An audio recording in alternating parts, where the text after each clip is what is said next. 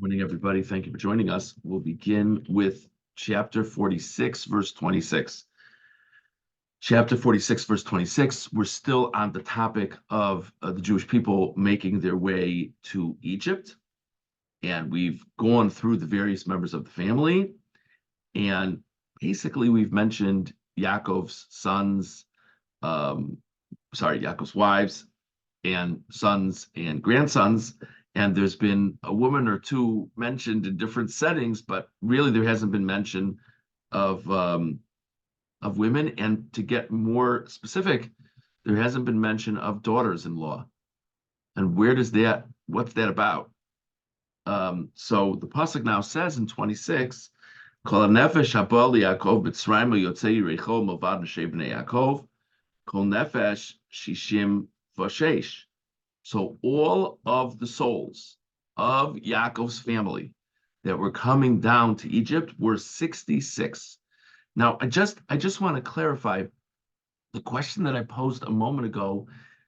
The truth is, in general, when the Torah goes through numbers and families, it doesn't mention women. I don't take that as a diminishing of the status of women in Judaism. I think it has to do with in the times that women were not as public as would be normal for us today. I assume that's what it's about. That, of course, is a fair question. Why women aren't mentioned in general? That, of course, is a fair question. But this is a little bit more of a technical question specifically here, because let's pose the question a different way. Who did they marry anyway? And on that question, we have different answers, which fits into this issue. So let's be a little bit less mysterious, and let's see the Ramban on Pasuk Chavav. So the Ramban on Pasuk Chavav says, Kasav Rashi, starts off by citing Rashi.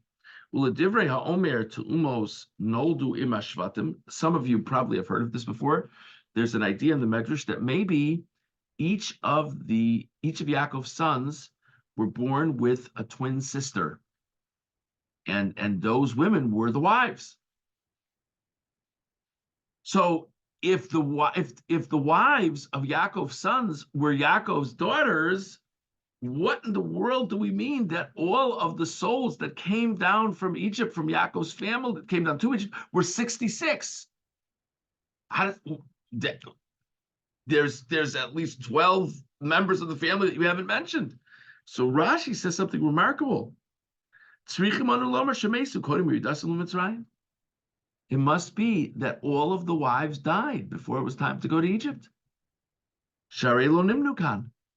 Because we say these were the progeny, the Yotzei Yerecho, the people who came from him. And according to the opinion that the Shvatim married the twin sisters, so all of them were Yotzei Yerecho, and they're not mentioned here. So what's going on? So it must be they all died. That's what Rashi says. Vein tzarich l'zeh. The Ramban says this is not necessary. Sharei amru Rabbi Yehuda omer lach Yoseyem nisu ashvatim. Rabbi Yehuda says that the Shvatim married their sisters. V'nei hayu elu atuhumos neshei banav v'akasav amar aleim milvad neshei bnei Yaakov. The Ramban says, I don't know what the big deal is. Look at the pasuk. Verse 26 says, all of the souls that came with Yaakov to Egypt, his progeny, not counting the wives of his sons. So that phrase, not counting the wives of his sons, clearly means that the wives of his sons are not in this number, but that doesn't mean they weren't living at the time. It means for whatever reason, they're not in the number. So Ramban says, so what difference does it make if they are his biological relatives? If they're not his biological relatives, the Torah says we're not counting the wives right now.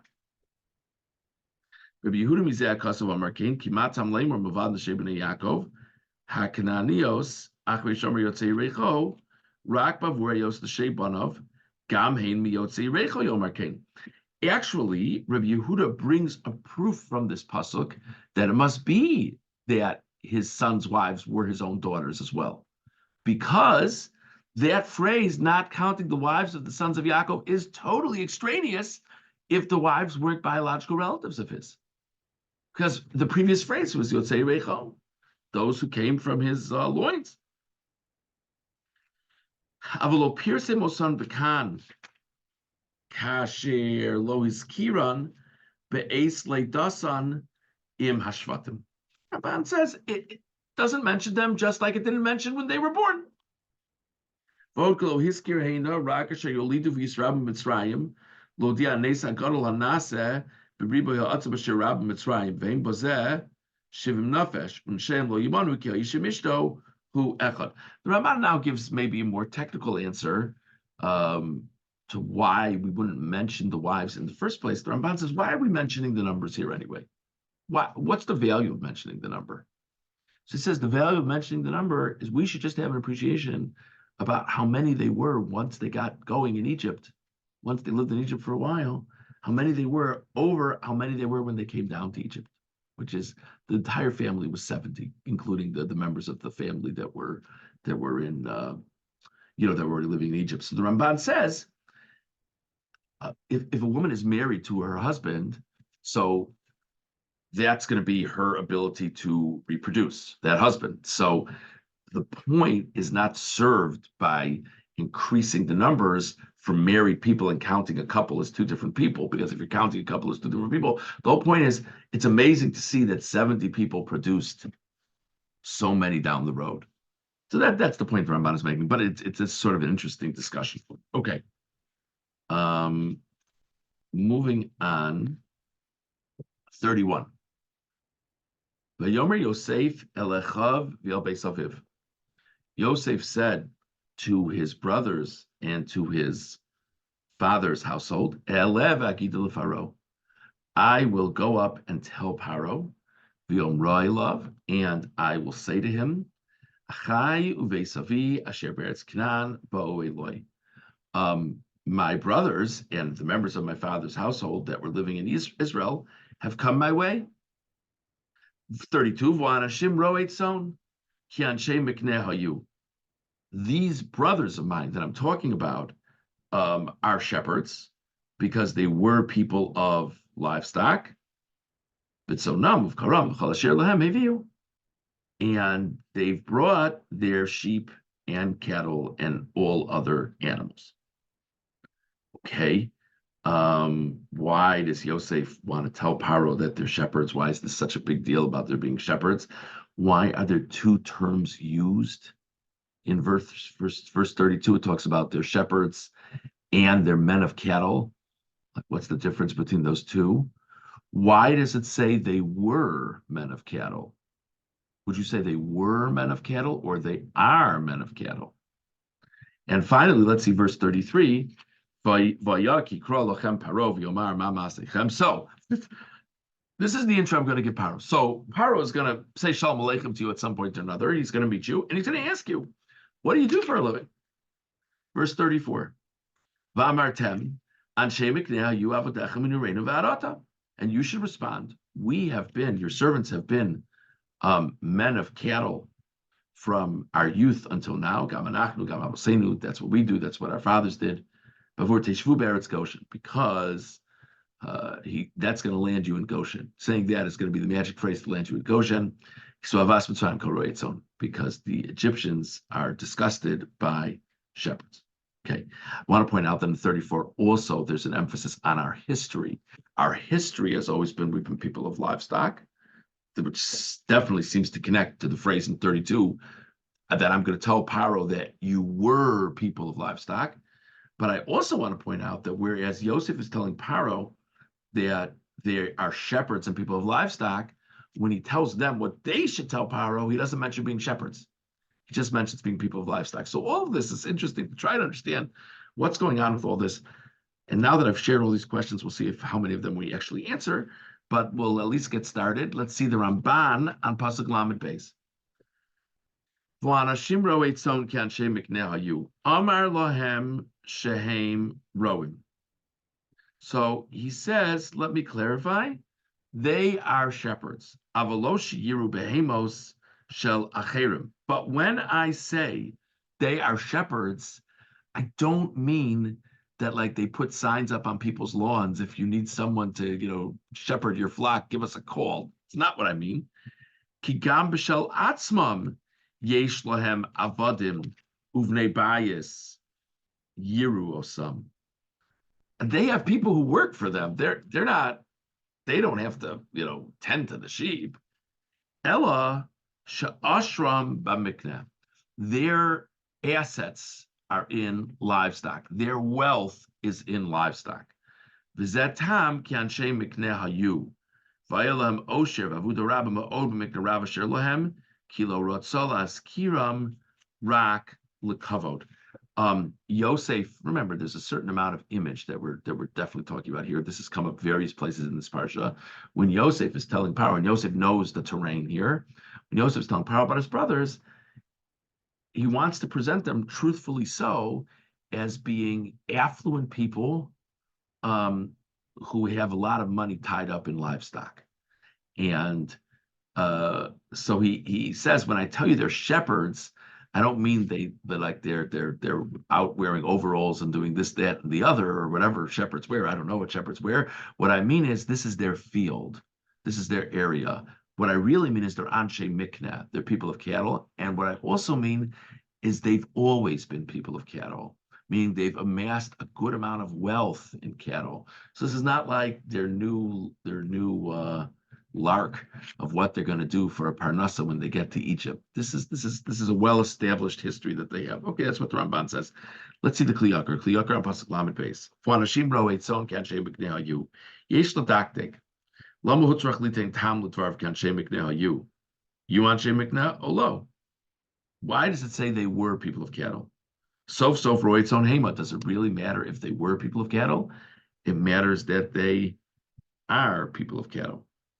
Okay, you know what? A lot of these questions are things we've already raised, not all of them, but let's just jump ahead. Going to about 10 lines into the Kli Yakar, in mind, it's a new paragraph. Uvir hadavarhu. The explanation of the matter is, Shetachlis kol advarma lalu haya kadesh yarchikim paro me'alav yoshivim me'eretz Goshen. The goal of what Yosef is saying is that Paro should say, wow, that's really nice. Let's go. Why don't you guys go live in Goshen, distant from Paro? Now, Paro also had livestock. Mikomakom, Hayuroi Mitzrayim Noagin Kavod, Biminatzon, Lichvod Mazel Tleh, Sherbo Samu Kislam, Vakavodu Liros Asam Bimir Shamin Vitov, Kar, Nirchav Zola Kosa Bimaklos. Alvashar Umos Enim Nizharn Basal, came to Avas Mitzrayim Koroit Son. This is an interesting thing.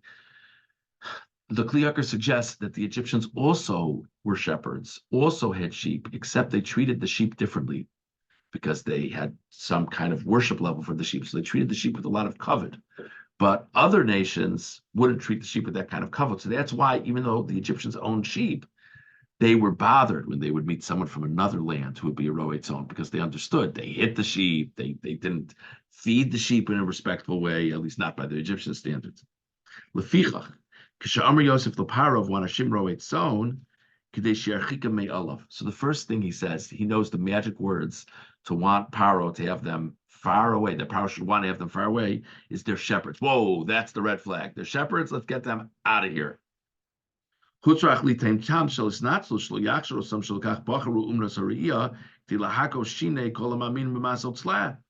now, there's this group of people, significant group of people coming into the land of Egypt. So Yosef wants Paro to want to have them in Goshen. So he tells Paro they're shepherds. Now, that will accomplish the desired effect of having Paro send them far away. But what it will not accomplish is Paro being positively disposed towards them in general, because it sounds like, oh, maybe they're becoming shepherds because they want to turn off the Egyptians, that maybe they want to be disrespectful to the Egyptians. Maybe that's what's going on with them.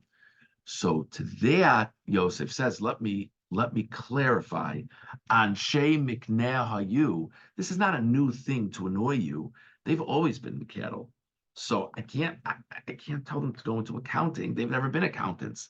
They've always been in cattle. But I want you to understand, Paro, they are shepherds, and I don't know how that's going to hit you, and I don't know where you want them to be, but they're not shepherds to annoy you. They're shepherds because that's what they've always done. So that's what, but what he means when he says shepherds, says the Kli Yakar, is they treat their sheep in a way that the Egyptians don't like. So that's why immediately Paro says, okay, let's send them to Goshen. So that's if anyone is interested in seeing some of the answers to the other questions we posed, if you go to the Kli Yakar on the next pasuk, he addresses some of those other things. So we spoke about Rashi and the Ramban regarding the wives of Yaakov's sons. And we also spoke about this kliyakar in terms of how Yosef presents the profession or the business of his brothers to Paro.